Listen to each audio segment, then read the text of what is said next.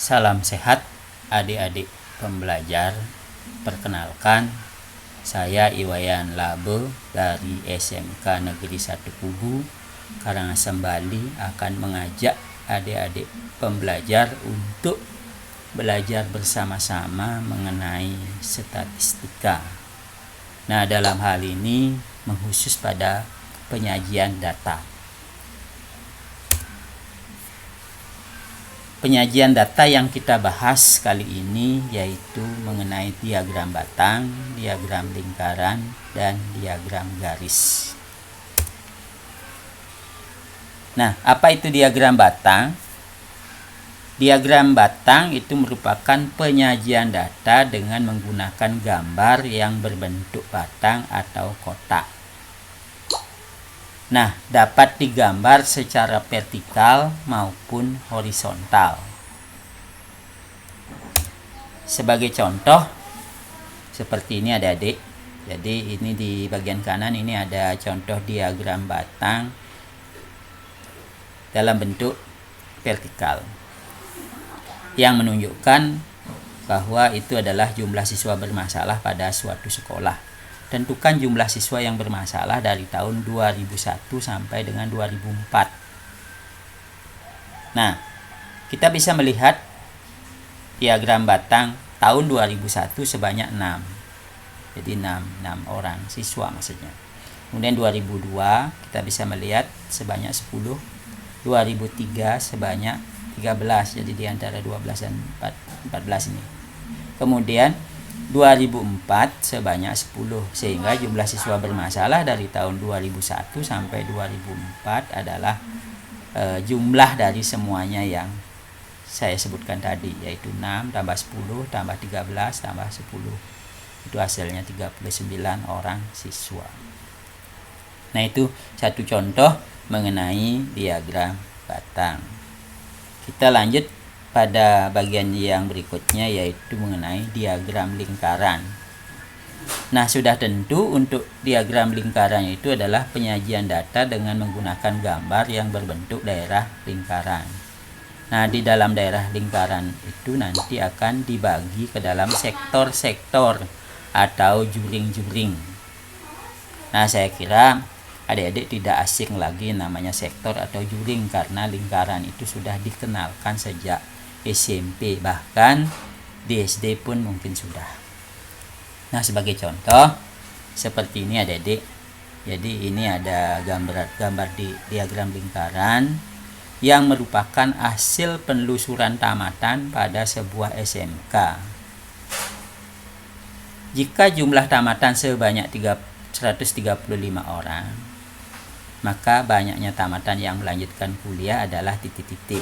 Nah, kita bisa melihat diagram lingkaran ini, yang bekerja itu 45%, yang menganggur 10%, kemudian yang wira swasta ini tidak ada angka yang namanya, cuman ada lambang. Lambang ini merupakan lambang tegak lurus. Kalau tegak lurus itu 90 derajat. Jadi pada diagram lingkaran, tegak lurus itu menyatakan 1/4 lingkaran, atau dengan kata lain 25%. Nah, kemudian yang melanjutkan kuliah ini yang belum diketahui persentasenya. Nah, untuk mengetahui melanjutkan kuliah berapa persen, kita harus menghitung melalui yang ada. Jadi menganggur 10%, wira swasta 25% tadi, kemudian bekerja 45%. Jadi semuanya itu dijumlahkan. Nah, semuanya lingkaran ini 100%. Nah, sehingga jawabannya kita bisa melihat persentase tamatan yang melanjutkan kuliah itu adalah 100% dikurangi jumlah yang tadi, menganggur, kemudian wira swasta, dan bekerja. Nah, ini. Jadi 100% dikurangi jumlahnya itu. Jadi 25 tambah 45 tambah 10. Itu kan kalau dijumlah menjadi 80. Nah, sehingga sisanya itu merupakan yang melanjutkan kuliah, yaitu sebanyak 20%. Sehingga banyaknya tamatan yang melanjutkan kuliah itu adalah 20% dari 100%, yaitu 135 orang. Jadi jawabannya itu adalah 27 orang. Nah, itu contoh mengenai diagram lingkaran. Kita lanjut dulu bagian ketiga, yaitu mengenai diagram garis. Nah, sudah tentu untuk diagram garis itu adalah penyajian datanya berupa garis. Nah, biasanya penyajian data dengan diagram garis ini digunakan untuk menunjukkan perubahan sepanjang periode tertentu. Sebagai contoh, ini saya membuatkan contoh, barangkali ada mungkin nama nanti SMK yang sama, itu bukan data itu, ini contoh saja yang saya memang bikin sendiri. Data lulusan SMK Nusantara yang bekerja sesuai dengan bidangnya dari tahun 2003 sampai 2007 sebagai berikut. Ini ada tabelnya. Tahun 2003 jumlah siswa yang bekerja 80, tahun 2004 yang bekerja itu 100, tahun 2005 160, 2006 120, 2007 200. Nah, disuruh menggambar diagram garisnya. Kita lihat jawabannya. Nah, ini. Jadi kita bikin dulu garis seperti diagram kartesius. Jadi yang mendatar kita pakai tahun, yang ke atas kita pakai jumlah siswa yang bekerja. Nah, sudah tentu nanti untuk tahun maupun ke atasnya jumlah siswa itu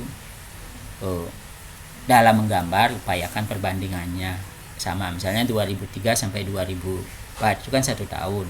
Berarti jaraknya yang segini, berarti 2004 sampai 2005 1 tahun, jaraknya juga upayakan seperti itu. Jadi tidak bagus kelihatannya kalau jaraknya tidak dibuat sama, karena itu sebuah perbandingan. Nah, sehingga setelah kita buat untuk garis yang vertikal ini sebagai jumlah siswa 80, 100. Kalau mau diisi ini siswanya misalnya dari 0, 20 bisa, cuman rame kelihatannya. Ini kita isi yang angka yang diperlukan saja. Ya, 2003 itu 80. Kalau kita melihat 2003 80, 2004 100, 2004 100, 2005 160, 2006 120. Nah, ini 2005 160, 2006 120, 2007 200. Nah, ini sudah. Nah, inilah diagram garis dari soal yang tadi. Nah, saya kira itu uraian dan satu contoh masing-masing daripada penyajian data yang tadi.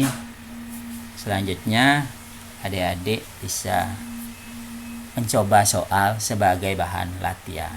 Jadi silahkan untuk soal yang dicoba, mau diskusi, mau sendiri, mau di rumah, boleh. Jadi silahkan. Nah, demikian video untuk pembelajaran statistika, dalam hal ini mengenai penyajian data yang bisa saya tampilkan kepada adik-adik pembelajar. Semoga bermanfaat dan sampai jumpa pada video-video yang lain. Terima kasih.